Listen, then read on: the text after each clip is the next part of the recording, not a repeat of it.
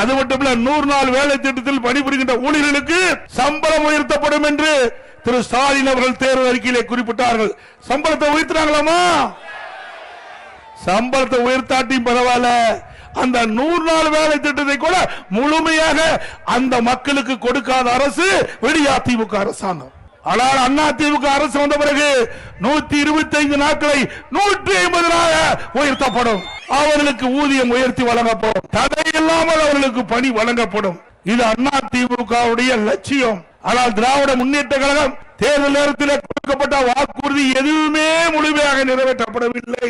சிந்தித்து பாருங்கள். வேண்டுமென்றே 100 நாள் வேலை திட்டத்தில் பணிபுரிகின்ற ஊழியர்களுக்கு ஒரு தவறான அவதூறு பிரச்சாரத்தை பரப்புகிறார்.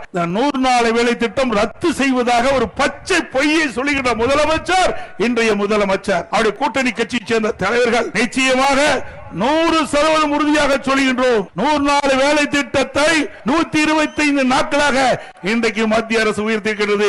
அது மட்டுமல்ல, அதோடு மேலும் நாங்கள் கோரிக்கை வைத்து அழுத்தம் கொடுத்து 125 நாட்கள் 150 நாளாக உயர்த்துவதற்கு உண்டான நடவடிக்கை அதிமுக கட்சி எடுக்கும்.